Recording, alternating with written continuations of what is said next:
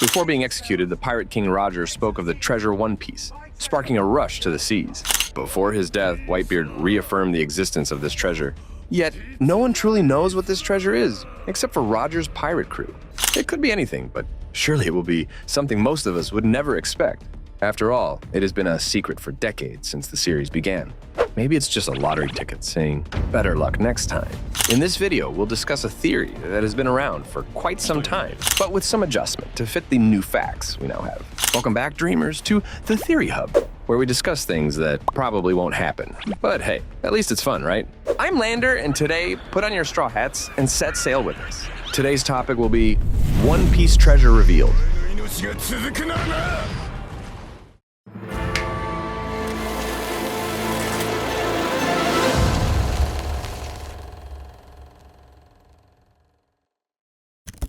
More than 800 years ago, there was an ancient kingdom that existed on the Grand Line. The people of this kingdom came from Fairy Verth, one of the 6 moons of the One Piece world. In their homeland, they had built an advanced civilization. However, the resources on the moon gradually ran out. They decided to migrate to Earth to find the Promised Land. Raftel was the place they landed. Under the leadership of Joy Boy, a wise king with knowledge of technology, this nation became prosperous and developed in all aspects. However, the One Piece world is divided by the Red Line and the Calm Belt. Traveling from one sea to another was extremely limited and risky.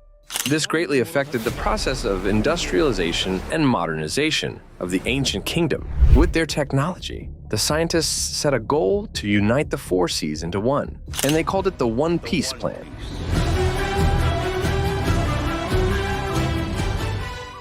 To achieve this plan, they created 3 ancient weapons: Uranus, Pluton, and Poseidon. Blueprints of these weapons were depicted on the ancient ruins of Fairy Verth.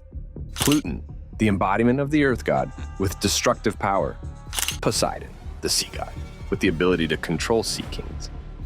Uranus, the embodiment of the sky with the ability to control the weather. However, the plan was strongly opposed by neighboring countries.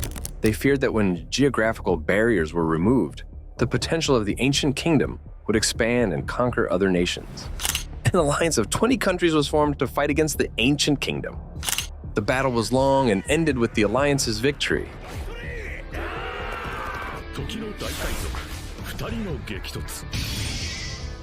After that, the world government was established. Nobles from 19 of the 20 allied nations moved to the holy land of Maria Joie. They were the first celestial dragons to establish the world. The government erased history during the 100 years the ancient kingdom existed. They banned the study of anything about the Void Century. Before being destroyed, the ancient kingdom asked the Kozuki clan to carve their history and dreams onto poneglyphs and send them across the world. They hoped their will would be inherited by future generations. The descendants of this kingdom are those with the letter D in their names and dispersed everywhere. The D is the image of Fairy Verth seen from afar. They always hoped that their descendants would discover the truth and fulfill their ancestors' dreams. It is said that those with the D in their names are enemies of the gods, referring to the celestial dragons. Although they wanted to, the government was powerless to destroy the poneglyphs because they cannot be destroyed. However, the poneglyphs only carve ancient script, so only those who can read this language can decipher it, such as the scholars of O'Hara and a few individuals like Pudding. To find the way to Raftel, the Straw Hat crew must read all the contents of the poneglyphs. Among them, the most important are the road poneglyphs. One is located on Zoo Island, one is with Big Mom, one with Kaido, and the last one is still a mystery. In this way, 20 years ago, Roger reached Raftel. Also, thanks to this, he became the Pirate King and discovered the dreams and will of the ancient kingdom. However, Roger was seriously ill, and his forces were insufficient to fulfill his ancestors' dream. So he met Toki, Odin's wife, who had the ability to prophesy who would continue Roger's will and change the era. From there, he made a historic decision. Roger surrendered to the government, sacrificing himself to place all of his faith in the new generation. More than 10 years after Roger's death, Shanks met a boy who said exactly what the Pirate King once said. Shanks bet his arm on this boy, and we all know who that is. The One Piece world is divided by the Red Line. Although the Calm Belt is a major obstacle, It cannot compare to the 10 kilometers high mountain range. The Vinsmoke family, using advanced technology, still took 2 weeks to cross this mountain range from the North Blue to the East Blue. With basic technology, there are only 2 ways to enter the Grand Line.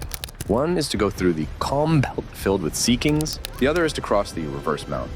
The success rate of the second method is very low, equivalent to the chance of finding Fishman Island and moving to the New World. The simplest way to move is to destroy the Red Line. However, completely destroying this massive mountain range is impossible. The best way is to destroy only a part of the Red Line, and even so, destroying the part is extremely challenging. To do this, Pluton, the legendary destructive weapon, is needed. It is a special ship with destructive weapons capable of destroying the Red Line. According to the plan, there are 2 points where it can be destroyed. One is the reverse mountain, the other is the part above Fishman Island and below Marie-Joie. During the Void Century, Joy Boy promised the Mermaid Princess that he would bring all the mermaids to live on the surface. To fulfill this promise, Fishman Island built Noah, a giant ship to bring all the mermaids to the surface. With the power to control the Sea Kings, the Mermaid Princess would have these monsters pull Noah. However, the ancient kingdom was destroyed, and the promise could not be fulfilled. Regretting this, he carved a poneglyph to apologize to the Mermaid Princess, which was passed down in the Neptune's royal family. Before reaching Raftel, Luffy is likely to participate in a great purge initiated by the world government and the kings. Imu, the supreme ruler, will choose the time for the purge. This could be a great war of 3 factions: the Revolutionary Army, pirates, and the Navy. Right after the battle ends, the world order is reestablished. Luffy, with his strength and power, officially becomes the Pirate King. The vacant throne leads to the collapse of the world government. The 4 emperors' power is no longer a concern. The Straw Hat Alliance and the Revolutionary Army implement the One Piece plan. Luffy and Dragon are the 2 who will continue their ancestors' dream. Here's how the One Piece plan unfolds. From Raftel, the Straw Hat Alliance moves to the Reverse Mountain. This place can be easily collapsed without affecting the world too much. Next is the part of the Red Line, above Fishman Island. 10 years ago, when she knew Shirahoshi's ability, Otohime hoped someone would guide her daughter to do the right thing. Then, Noah would be used for the first time. According to Charlie's prophecy, the Straw Hat will destroy Fishman Island, and this has happened. With Pluton, the Straw Hat will attack the Red Line above Fishman Island, and the debris will submerge the island. Marie-Joie will also become a thing of the past. Shirahoshi will use Noah to move the island's residents to the surface. When the Red Line is destroyed, it will cause earthquakes and create natural disasters. At this time, Uranus will be used to bring the weather back to normal. The waters of all 4 seas will merge into one, creating the All Blue. Winds will start to appear in the Calm Belt, and extreme weather phenomena in the Grand Line will disappear. After the One Piece plan succeeds, everyone will achieve their dreams. Nami will draw a world map. Frankie's ship, which takes Nami everywhere to draw the map, will become the ship that conquers all seas. Zoro will defeat Mihawk when the Straw Hat crew fights the Cross Guild and become the #1 swordsman. Sanji will see the All Blue with his own eyes. Usopp will have become a strong warrior as he wished. Chopper will find a medicine that cures all diseases. Brook will reunite with Laboon. Robin will finally understand the entire history of humanity. As for Luffy, once the world map is redrawn, he will officially become the freest person in the world. However, perhaps at the end of the journey, Luffy will also pass away due to the excessive aging side effects of Nika. Once again, he will pass on his Straw Hat to the next generation, opening the way for a new generation of freedom seekers on the high seas to begin. And that's our entire theory about One Piece. So One Piece isn't a specific object, nor is it something like friendship and memories we've made. One Piece is a plan, the will and dreams of past generations, passed down to their descendants. Pretty cool, right? If you like this video, comment 1 to support the Theory Hub. And if you disagree or find any flaws, please let us know. Don't forget to suggest topics you want to see in the future, so Theory Hub can cater to you better. This is Lander from the Theory Hub, wishing you all a great day.